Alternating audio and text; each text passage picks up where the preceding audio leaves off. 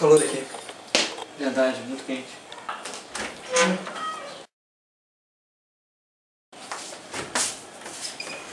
Bom dia, alunos. Hoje vamos falar sobre calor.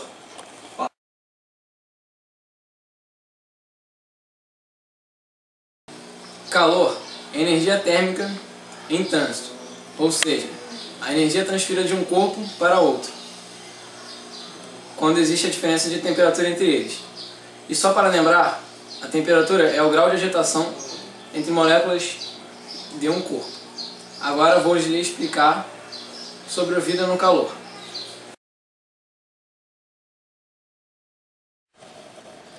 O Sol é a estrela que aquece o nosso planeta e a temperatura de sua superfície é de 6.300 graus Celsius.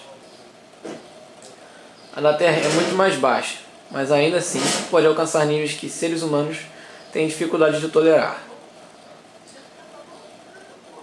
A mais quente temperatura do ar já registrada na Terra foram de 58 graus medidos em Al-Azizia, na Líbia, em setembro de 1992.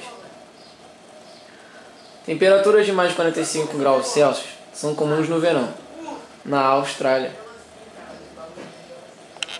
O médico inglês Charles Babbage foi o primeiro a entrar em um cômodo a 105 graus Celsius. Isto é, uma temperatura maior do que a própria ebulição da água. Com ele levou 2 ovos, um pedaço de bife cru e um cachorro. Depois de 15 minutos, os ovos estavam totalmente cozidos, o bife estava tostado, mas Bagdad e seu cachorro saíram ilesos. O mais incrível é que a essa temperatura as células desnaturam e a temperatura de 43 graus Celsius é letal para os seres humanos. Quase todas as células do corpo são mortas em uma temperatura superior a 50 graus Celsius. Para vocês entenderem como os seres humanos podem enfrentar temperaturas extremas de calor, primeiro devem compreender a temperatura do corpo e como ela é regulada. A temperatura do corpo é entendida por temperatura basal, que é medida internamente na profundidade dos tecidos do peito e do abdômen, que é em torno de 37 graus. Em um ambiente frio, a temperatura da pele pode ser de 20 graus Celsius e ao fazer um exercício físico, a temperatura pode subir para 41 graus Celsius. Porém, o limite normal da temperatura basal é de 35 a 38 graus Celsius. A hipotermia é definida como uma temperatura abaixo de 35 e a hipertermia como uma acima de 40 graus Celsius. Acima de uma temperatura basal de 42 ocorre morte por insolação. Assim como a comida é a chave para a sobrevivência no frio, a água é o fator limitante para a vida no calor. As pessoas podem passar muitos dias sem comida, mas elas não sobrevivem muito tempo sem água. Quando não se repõe a água perdida no suor através da indigestão de líquidos, a desidratação ocorre. A maioria das pessoas pode tolerar uma perda de 3 a 4% de água do corpo sem dificuldade.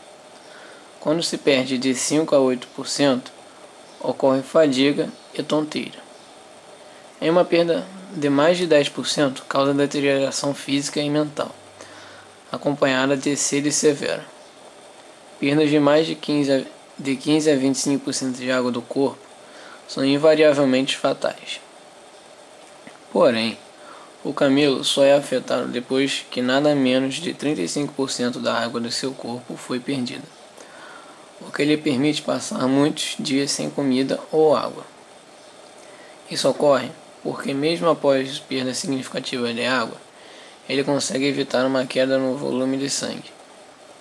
Mesmo depois de que 1/4 da água do seu corpo foi perdida, o volume do seu sangue se reduz em menos de 1/10. Já no caso dos humanos, o volume de sangue cai em 1/3.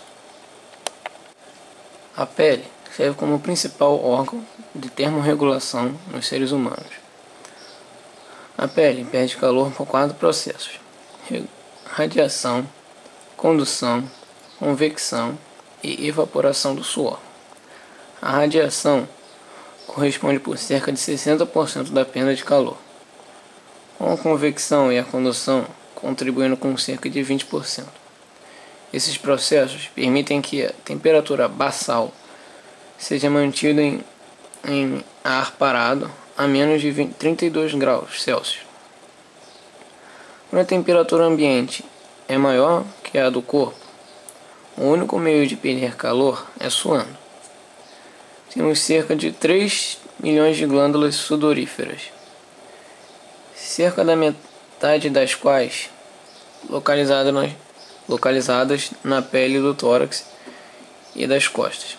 À medida que a pele se aquece, minúsculas gotículas de suor aparecem, cada uma no orifício de uma única glândula sudorífera. Uma curiosidade é que a mulher só produz cerca da metade do suor produzido pelos homens, quando expostos à mesma quantidade de calor.